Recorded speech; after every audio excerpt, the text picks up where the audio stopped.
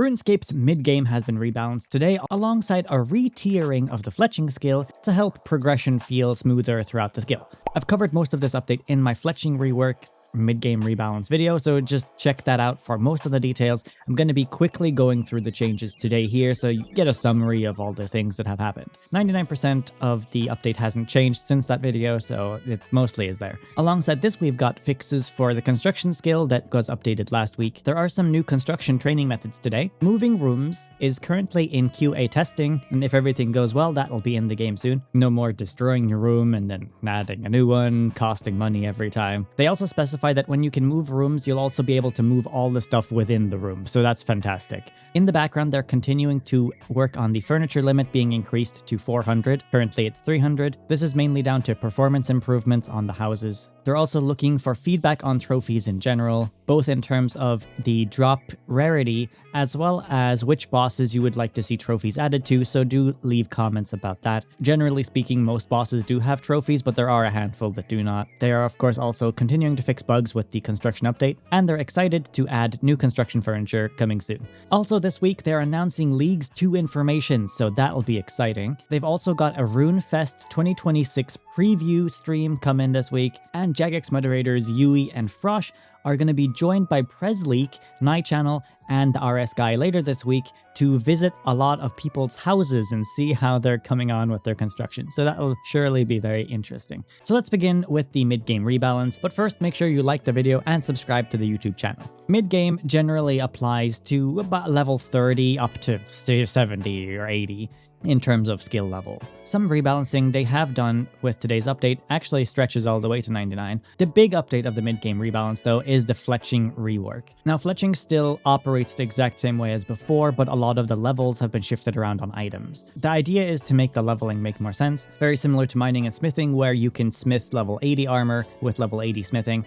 Now you can make level 80 bows with level 80 fletching. Now the crafted bows are going to be weaker than the ones you find from creatures and bosses, and the ones you craft also don't work with invention, so that's also another downside. But this works sort of as a stepping stone, so you craft the bows to then find the monster or bossing bows later that are stronger. So they have adjusted the levels for short bows, long bows, crossbows, and two-hand crossbows. Short bows are now members only because they've been moved to level 70. Free-to-play players will still have level 40 and 50 bows though, as they have Maple and Acadia bows now. They have created a couple new short bows, long bows, and crossbows to fill certain leveling gaps. Shield bows have been completely removed and replaced with long bows. Long bows are exactly the same as short bows, but they have slightly longer attack range, so you can hit from further away. I believe they have one higher range than short bows. They mainly are doing this because they say shield bows have not really been used by anyone, and shield bows do quite a significant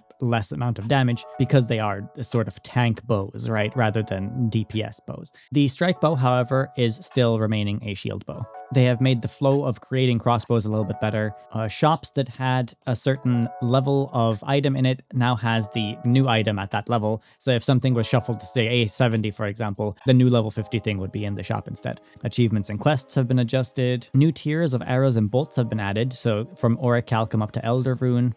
Bane already existed before, but now there's more options all the way up. And Bane ammunition is now also made the same way as all the other arrows and bolts, rather than having a special way of creating it. And you would use Toon Bane ore on the bolts instead of the ore now. Primal ammunition also is created the same way as all the other ammunition now too. So the new levels for items are 1 for short bow, 10 for oak, 20 for willow, 40 for maple. There's no bow at 30. Yew is now at 70, so there's no bow at 60 either. Magic is at 80, Elders at 90, and then Eternal Magic is at 99. I guess at 100 fletching you can make it. Generally that applies to longbows as well, but they have 5 levels higher to fletch. So longbows are 5, oak longbows are 15, willows are 25, and so on. They still require the same round range level to do though, so 1, 10, 20, 40, 50, but they require 5 higher fletching to make. And they say they don't want to add teak and mahogany short bows because they're considered hardwoods. Though I don't agree with that reasoning because oak is also a hardwood,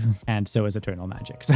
I mean, I get that they don't want to add them, but I'm just saying that there's other bows that are hardwood. So as far as crossbows, they've added quite a lot of new crossbows, from Orichalcum crossbow, Necronium crossbow, Bane crossbow, Elder Rune crossbow. All of those are new ones. These are made 3 past every level tier, so bronze is at 3, iron 13, steel 23, mithril 33, and so on, all the way up to 103. Though, as you would expect, the range level is still 1, 10, 20, 30, 40. We've also now got, as I mentioned earlier, Orichalcum, Necronium, and Elder Rune arrows. They've given us the experience an hour when making these 2. So so Primal goes all the way up to 900,000 experience an hour, and generally it's like 800, 700, 700, 600. Once you reach level like 60 and you do Orichalcum arrows, you're getting like 600, 700,000 fletching an hour. They've also included this for bolts. However, bolts are slightly higher experience than arrows, and that's generally the fletching retiering there. So moving on to the agility rebalance, they've changed a lot of the experience an hour for different courses. These rates have not seemingly changed from the previous video I did, so they're basically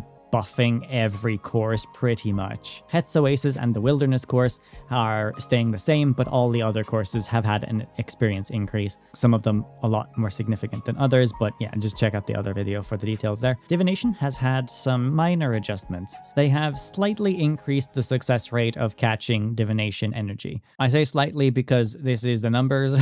Gleaming is plus 4%, Vibrant plus 3, Lustrous plus 2. So they're really, I don't think you're going to notice a difference, to be honest, but you're now catching energy a little bit more consistent than before once you unlock it. It's a very minor change in my opinion, so I don't think most people will notice a difference. I don't think it's going to magically make people like Divination, but you know.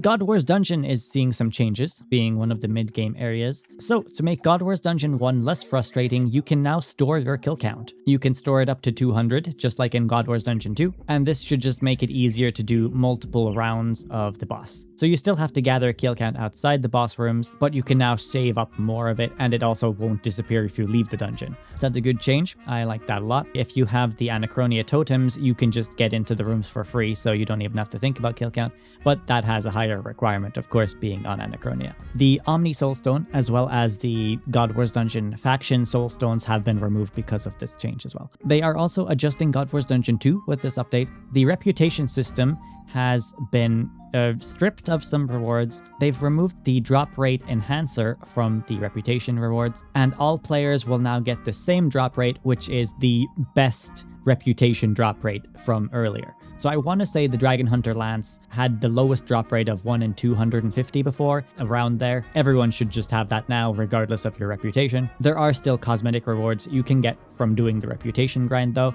and also there are still invention components tied to the reputation grind. So you'd still want to do the reputation to get the invention component unlocks, because those have some pretty good perks connected to them. But this change allows you to actually engage with the God Wars dungeon without feeling like you're being scammed for rarer drops, since you don't have reputation yet. And yeah, the max reputation has been reduced from 5,000 down to 2,000, so they've cut quite a lot on that. We've also got some general changes. The Demonic Skull has been removed from the game, and you should have been refunded the money when you log in after the update. I talk about why they've removed it more in the other video, so check that out. They've also decided to remove some invention perks today. One of the biggest pain points they say about invention is how many negative perks there are that appear on gizmos, especially at lower levels. They don't like how it feels punishing to experiment with these combinations, so they are removing the following perks. Now, they don't say what they do, but generally they are all pretty bad. Anti-theism, I think, stops you from using prayer. Profane, I can't remember. Inaccurate, I think, just makes your attacks hit less. Junk food, I think, reduces how much you heal from food. Cautious prevents you from auto-retaliating, I think. Can't remember what mediocrity and fatiguing do. Blunted reduces damage, I think. Cheapskate, I think, had the chance of lowering the tier of resource you were collecting. I've seen some comments about people being unhappy that Cheapskate was removed, because essentially they were using it to gather stronger resources that were easier to collect than the previous resource, and it would then slowly give them the worst resource. So they sort of found a way to make the bad perk good. That's kind of funny. And they say any spots that had these perks on them will now just be blank instead. So yeah, that's the invention changes. The dive ability no longer is tied to the succession quest. You now unlock dive at level 30 agility. No quest required. Red and Crystal Sandstone has been rebalanced and made faster to collect. It sorely needed that because the prices have been going up since the change previously. And if you go to the locations with extra requirements like the Sophanum Red Sandstone or the Melior Crystal Sandstone, these have even faster collection time. So I would recommend using those if you've got those available. It seems like processing an inventory of sandstone by mining and then blowing it into flasks is about a minute faster now than it was before. So you're looking at around 3.5 minutes to 4 minutes for every 28 flasks you make. Harmonic Dust was being buffed by 20% in the previous blog, but they've changed it to 40%, so that's quite a lot better. That was and is quite slow to gather, so it's nice to see that being upped. The one thing I am the most excited about today, though, is that instance costs for bosses have been removed. You can now fight any boss for free. You don't have to pay any coins to enter a private instance on any boss. Though, if you need, for example, Ascension Keys or Keys of the Crossing, Barrow's Totems, you still need these to enter some bosses, but you won't have to pay any money to enter a boss instance anymore. The Jad pet that was previously from Soul Wars or from the minigame Thaler currency is now a Jad drop instead. And yes, you can fight it in both the Fight Kiln and the Zuck Arena to get progress towards this. Now, I don't know what the drop rate is, they haven't said, but you should just find it now while killing Jad, so good luck on that one if you decide to go for it. They've made some upgrades to the Gem Bag and Artificer's Measure. I'm glad they specified Artificer's Measure as well because they didn't mention that last time. So the upgraded Gem Bag can now hold 100 of every gem, and this also includes Jade, Opal, and Red Topaz. And Artificer's Measure also works the exact same way as the upgraded gem bag, so it holds 100 of every single gem. There's some drop rates that have been increased. Dragon Pickaxe is now more common. They've almost doubled the drop rate on that from Chaos Dwarves. And Dragon Pickaxe is 10 times more common from Chaos Giants now. Giants also being the easiest way to get them now, so you would want to fight those. They have a chance of 1 in 1,000. Vampirism Gloves have had their drop rates doubled as well. While on Slayer Task, the new drop rate is 1 in 200. And if you're off Slayer Task, it's 1 in 1,000. Vanaka, the Slayer Master, also has a higher chance of giving Sanguine Crawlers now for that task. Corp Beast Sigils are more common now. They've doubled the drop rate of sigils, so they're now down to 1 in 250, and all sigils now have an equal chance of being dropped. So no more having 5 spectral sigils for every divine sigil you get. No, it's not that bad, but Linza's items from Barrows have also had their drop rates doubled. They're going from 1 in 200 down to 1 in 100. Not that Linza's equipment is particularly useful, but this is a nice change for collection log hunters. And then finally, they've added a couple extra little fine features. They've added luck modifiers, which are connected to luck rings, as well as the luck potion. So luck enhancers now work for the Dragon Pickaxe. They also work for unchecked dinosaur eggs and goat tubers. And that is the mid-game rebalance. We've also got some construction rebalances here. They say that they're reacting to some feedback about the slow progression of construction last week. So this week we're upping it to a lot more. They say they want to give Eternal Magic Planks more value. They want to offer a smoother post-99 progression and ensure a variety of high-level content. So to that end, they are over doubling the Eternal Magic Plank experience. Eternal Magic Planks now go from 200 up to 520. So that's a pretty solid increase right there. To slightly balance this new increased experience though, you can't get speed increases for creating Eternal Magic furniture anymore. Speed increases were something they added with the 120 update, essentially letting you craft items faster when doing construction. Speed increases still exist for Mahogany, but not for Eternal Magic. They have also rebalanced a couple level requirements. Eternal Stools have been brought down to 94 from 96. Chairs are down to 96 from 98. Eternal Bookcases are 99 instead of 100. And Eternal Tables are now 100 instead of 102. So the leveling benefits are 50% faster mahogany furniture. This is now unlocked at 99 construction, previously 110, which was quite high. It makes more sense for it to be at 99, so I like that change. There was previously a 20% and 50% faster Eternal Magic furniture as well, but both of those have been removed with the update. Finally, they want to talk a little bit about Fort 4 and 3 because they redistributed the experience from that last week to reduce the experience for AFK while increasing the experience for active playing at the fort. So by active playing at the fort, they mean following the glowing hotspot around, whereas AFK is just standing in one spot, building the thing that you're creating. And so if you are following the hotspot around, you'd be getting a lot more experience, and that is staying the same. They're basically not changing that at all. But they have added a new method of training to the fort today at level 105. And this essentially is reinforcing tier 3 structures. Now, I don't think this changes how they look at all, but it is a new experience gaining method at the fort. And this method uses eternal magic frames, quite a lot of them as well, in fact. To reinforce a structure, you need 65 eternal magic frames, not planks. To put that into perspective, one frame is 12 planks. So with my trusty calculator, 65 frames would be 780 eternal planks. On top of that, you need 6 stone wall segments, which really isn't the problem. And this gives a base experience of 500,000 experience. So you can get some hefty experience from reinforcing, but it also has a very high resource requirement. It's likely going to be the way to train construction from 105 to 120, assuming you have the resources to do it. They also mentioned construction contracts because that's been a very popular way to get the most bang for your buck when doing construction. Essentially, doing construction contracts gives you the most experience per resource, but it's not necessarily the fastest way of gaining experience. But with the update today, they have added eternal planks to construction contracts, so you can now use those and gain benefits from the increased experience. And here they also have a graph of the general idea of what each training method should give you in terms of experience, but they haven't given us any numbers here, but you can sort of see here what they expect people to do at certain level brackets. And so here you can see Fort is generally by far the best experience, from like 90 all the way up to, well, forever. You're probably going to want to do Fort, assuming you're doing active Fort by moving to the glowing hotspots. At 105, when you can reinforce structures, it blasts up to the top here. This other line here is Eternal Magic Planks. Once you hit 99, it starts becoming a good idea to use Eternal Magic Planks because you see they just get better and better. Though this Eternal Magic Plank bar is for creating the furniture, not for doing Fort. If you are AFKing the fort, however, you'll notice this blue bar all the way down here. That is where that is.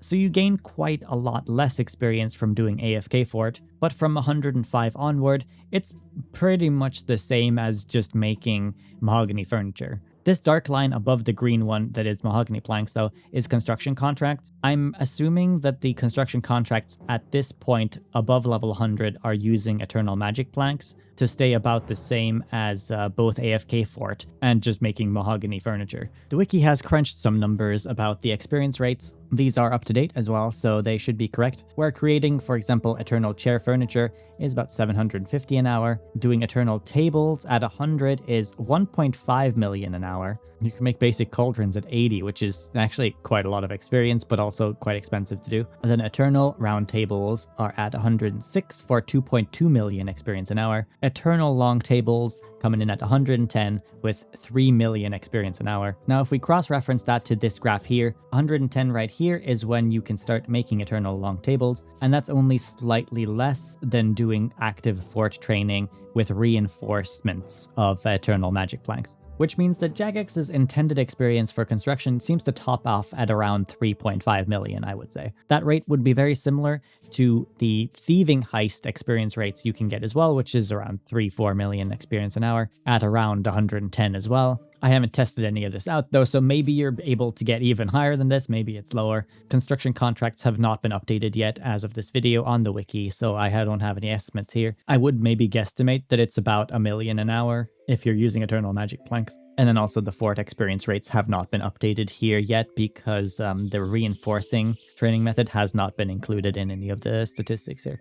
Before the level 120 construction update, fort did top out at 1.2 million an hour, creating guardhouses. So it has significantly been increased with the update, though you will be using eternal magic logs now instead of elder logs. Other than that, they are showing off the Lunar Legends marketplace items that we saw last week. I can just briefly go over those because there's only a couple outfits here they're showing, and I showed them last week as well. So yeah, check out the marketplace if you're interested in any of these outfits. There's also a couple other ones that they've added recently. Yeah, more on that in the marketplace. patch notes this week and also last week, because a lot of these have been hotfixed. It was possible to duplicate potions when using the cauldron. That's been fixed. You can now use the workbench with a rune pouch in your inventory again. Certain hallways were not possible to place in your house on the west side. You can now access the items stored in your house custom room through the bank once again. There's no level requirement for placing furniture anymore. It's no longer possible to do safe combat inside of player-owned houses. There has been a bug with the Beastmaster Durzag boss and Magister boss not dropping their trophies, but that's been fixed. Construction stone walls have had their recipe rebalanced. Large beds are now 2x2 squares instead of 2x3 squares to better fit them into rooms. Gilded mahogany cape stand now once again uses a gold leaf when you make it. You now actually need granite to make granite walls, so that makes sense. Overload cauldrons should now give the correct time if you use a Lantadime incense stick. There are still some bugs with this though, so keep an eye out on that. Cowhide rug can now be made again. Elder Overload salve potions now correctly give all of the benefits when drunk from a cauldron. And if you've read through the post-quest dialogue for Morning's End Part 1, you should now be able to teleport to Letia from the Seren teleport stone in your house. Also some bugs with players teleporting with a spirit tree in their player-owned house, and they moved the map icon for the Remington Bush patch to the new location. There's no artwork this week, but we've got some houses we can check out, so let's have a look. Duke Valdis is showing off his house. I've really liked seeing the house designs, but I can't help but think, how does it look inside? Because these massive houses hit the decoration limit very easily, I find. So they look really cool from the outside, but they always look quite empty on the inside. Here's another one by Zabara. Very symmetrical. Hectic Kebabs has a really nice pathway, actually. Also very symmetrical. A lot of fire torches, though. It might be a fire hazard. Ninth Cloud has a cozy beach house. Bwisket has a really nice garden. Uncle Gab is showing off his outside area. Decided to go with a wall around the estate. Super Winterman has made a... Oh, wait, is that the Sinclair mansion?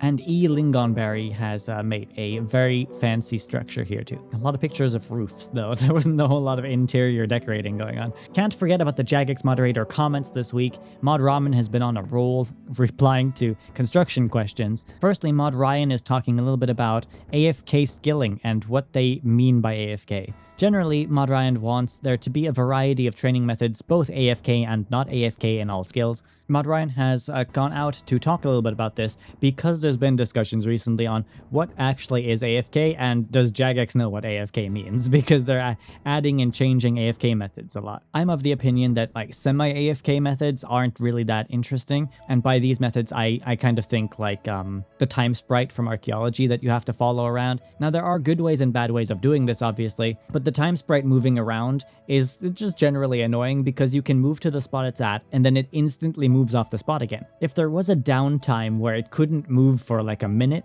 after you clicked on it, then it wouldn't be as annoying. But I guess the frequency of how active you have to be in those situations is what can be annoying to some people. Now, I play both things. I do active. Sometimes I do very AFK. Other times it really just depends what I'm doing on my computer at the same time, right? But there are definitely active methods that feel more fun than other methods. Though again, what is fun and what isn't fun is very subjective to your own personal opinions. So it's hard to say a concrete answer on what they should do because it's all down to personal taste. There has been a request to add this little wolf statue to your player-owned house as a decoration option. And Mod Ramen says yes! Construction is going to maintain and be added to forever. You'll see little pieces of furniture trickle in here and there. I like the sound of that. A lore player was disappointed that the trophies are all boss related, and I totally understand the disappointment and frustration from this player because they did mention in the previews that there was going to be more quest-related themed items, things that maybe showed off that you'd completed a quest chain, for example, and none of that was actually added. Mod Ramen is basically just saying, yes, we will be adding that at a later time, but there is no official release date on when some of those things will be added. Someone said that pets can currently walk through fences and stone walls in your player-owned house. But that's not the only thing that can walk through them. Players can also walk through them, and Mod Ramen has commented on why this is. Essentially, these locations that they call them are shapes, and shapes have only ever had a 1x1 blocking radius based on tiles. But because they've stretched out a lot of them to be like 8x1 now, they're quite long. They're still only blocking on one tile, however, and that's like an engine problem, so they are currently working on fixing that. But if you can walk through fences right now, it's temporary. It's not supposed to be like that. Mod Ramen says if they add dungeons, you will get more room space. So you don't have to worry about all your rooms being used up. If they add dungeons, they will give you more. Though that's not a confirmation that dungeons are coming out anytime soon. Here's a player-owned house suggestion, blueprint mode, where you can put down all the ghost items you would like in your house, and then you just know what it would look like, and that would be fantastic. It would have saved me so much hassle when decorating my house, which is like 99% done now, especially for the garden. The garden has been a nightmare to make because I can't visualize it without the items. So I go out, make some items, go in again, create parts of the garden, and then I have to go in and out again constantly to make new things. And yeah, having a blueprint mode would have been amazing. Modramen basically says they can't promise it because it's a lot of work, but the original design did actually include a ghost mode for planning, but it was sort of a bonus feature that they would have added if they had enough time, and it didn't have enough time for that to be included. And that's fair enough. If they hit deadlines and they hit deadlines, there's nothing you can really do about that. And then we've got a final comment from Mod Luma talking about the new player experience. There was a post detailing a lot of pain points with the new player experience from a new player, saying that pathfinding is incredibly annoying, the tutorial almost explains nothing, the game immediately sends you away from Lumbridge, the UI is overwhelming, has been for a long time to be honest. I would recommend people just use classic interface, and the onboarding feels dated and clunky. They go into more detail, but that's the idea. Mod Luma says thank you for the constructive feedback, and they agree with all the points basically, and they say that if you have any more issues, they would like you to pinpoint them out so that they can make a cohesive list of it that they can look at for improving the new player experience. And there's been a lot of suggestions like improving the tool belt and all that sort of thing. Community reactions to today's update, we've got a 93% upvote, very good. The total of 400 comments, which is crazy. I'm not going to go through all of those, but let's see some of the best ones. On top of that, we've got a tennis court and football field that has been added to someone's player-owned house. Very creative use of the decorations. Suggestion, add the dark faucet of passage item sync. I like it. Oh my god. I have no comment on this one. That's just crazy. A RuneScape controller. Very cool. Shieldbow site was overlooked with today's update. The Dungeoneering tooltip shop hasn't been updated, but everything works with the new site. Could we consider adding it to more longbows? Currently, it only works on the tier 40, 80, and 91. So essentially, the Shieldbow site is now the longbow site, and it does work as intended, but the interface just hasn't been updated. As for update feedback, in the plank box, get the essence pouch treatment so that it auto-fills when you load a preset. That would be really nice. Can the garden center stock in Falador be increased to 100 of each bag? And can marble blocks in the fort and Keldagrim be sold in packs? I have run into a massive bottleneck with the garden center and all the bagged plants. They respawn relatively quickly, but it's annoying having to leave and come back again all the time. Eternal planks are not giving more construction contract points, so they still give the same amount as mahogany, apparently. They give more experience, just not more points. Probably should give more points too, to be honest. Can we add more styles of stairs to houses? Some things that this person wishes were added to the mid-game rebalance. Look at the Slayer requirement for a lot of things like Griffalopines. They drop level 60 weapons. Basically re-tier a lot of the Slayer requirements for monsters, which probably should be done, to be honest, because a lot of them just don't have great drops for how high level they are anymore. They haven't aged well, essentially. Rebalance the agility arena. That one needs some attention, I guess. Buff the lower level player on farm animal rates. It's been a long time since I was looking for those, but I think yaks were quite rare when I was trying to get my first one of those. The agility buffs are nice, but they generally think that agility needs more attention, like make it more fun rather than just increase the experience rates. That would take more work. Of course, you'd probably have to rework the entire agility skill at that point, but I do agree that it's not very fun or entertaining at the moment. And yeah, Divination probably needs bigger changes than what they got. There appears to be some bugs with broad arrows at the moment where they open up the wrong thing to craft when you try to make them. That is definitely a bug and you should just report that. Here we got some player feedback on the fort changes.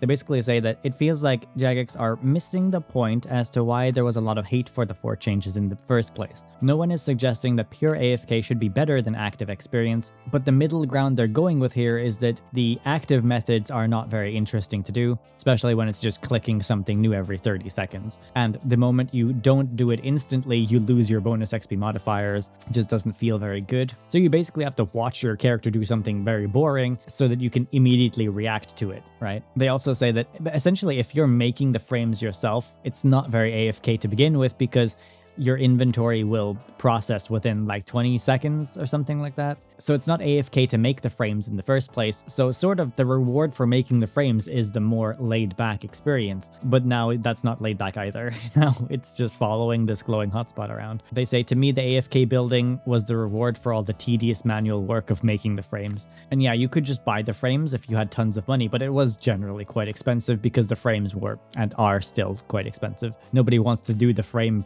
creation part basically, so they will just purchase it from other people doing it, which meant that frame creation is a nice moneymaker. But I agree with them, generally speaking, to be honest. I'm not entirely sure why they decided to change the fort that much. I always saw fort as the AFK method of training construction, right? And then the active method was creating furniture. Now there's just actively creating furniture, actively doing construction contracts, or actively doing fort, right? And then if you're doing AFK fort, you're being heavily punished for it. You can choose to do AFK fort, but you basically feel like you're missing out on the experience by not interacting with it, right? So that doesn't feel great. It doesn't feel like you're rewarding active play. It feels like you're punishing AFK. And that's the thing that people don't like. They don't like to feel like they're being punished here, and that's how it is now. And here the main suggestion actually is make sure everyone gets the same amount of experience for the resources, but instead of reducing the experience for not following the glowing spot, you just make it go faster if you do the glowing spot. You should be able to build the thing faster at the glowing spot, which gives you more experience, but you're not being removed experience from the resources by AFKing. It just takes longer to get to the goal. And I think that is a good way to go about it. I like this comment about it. Basically, make the experience per resource static, and then have the optimal building spot be 5 times faster progress. This way, the people who want to do prolonged QuickTime events can do that, while those who don't want to watch paint dry can still get the same experience per resource. There had been talks about the Jad pet that was added to Jad's drop table today instead of minigames, being able to be overridden by summoning familiars. They haven't been able to do that yet because they haven't had the animation budget to do so. Basically, the Jad pet doesn't have attack animations at the moment, and they basically need to create that with a animation team member first. So once they've done that, they will add that, but they haven't for this update. Apparently, free-to-play players cannot make longbows, despite all the related items being free-to-play. The magic longbow sighted is still a free-to-play item, which means that free-to-play now have access to a tier 80 range weapon. They're gonna find out. They're gonna change it. It's gonna get patched next week. Enjoy the increased power while you can, free-to-play players. Could we please have the Playrund House fairy ring click box be improved to be more like the in-world ones? I agree, I've been struggling to click the fairy ring inside the house. Also, could there be better visibility on what's inside a potion cauldron without examining it? Mod Ramen says that they're working on this hopefully next Monday. I'm not sure which one of those two they're working on, but hopefully both. Keeping the divination changes at such a low percentage increase was certainly a choice. Yes, indeed it was. It seems like player-owned house storage still isn't accessible from the bank. Trying to get a cape out still says to deposit or withdraw, go to your house's storage. So there seems to be a bug with that then, because it's supposed to be working again now. Cheapskate wasn't really a negative perk for skilling counts since they lost access to easier astral runes without having to go to the astral altar, I guess. Yeah, skillers wouldn't be able to do the Fremenic trials, would they? Please return the cheapskate perk because it was actually useful. It wasn't the negative perk. Sometimes you wanted to downgrade your gathered resource. A graph without the y-axis labels doesn't really show much. Is the bottom 0? Yeah, that's what I was wondering too. Construction graph wasn't showing the experience rates at all. I guess the idea wasn't to show the experience rates, it was to show how much experience compared to other methods you would be getting. Generally, from the feedback here in the comments, you wouldn't think that as many people like the update as, you know, the upvotes would suggest, because there's been a lot of criticism for the direction that they've been taking some of these changes. Yeah, so going by the feedback on the comments, it feels very mixed about people's opinions. Like, they're generally happy with the changes, but there's some weird decisions in there that they're not happy with. I was hoping for a higher decoration limit this week, but I didn't get that, so I'm hoping for it next week instead. I'm excited for the league's announcements and RuneFest information coming later this week. Let me know what you think of the changes below. Drop a like and subscribe.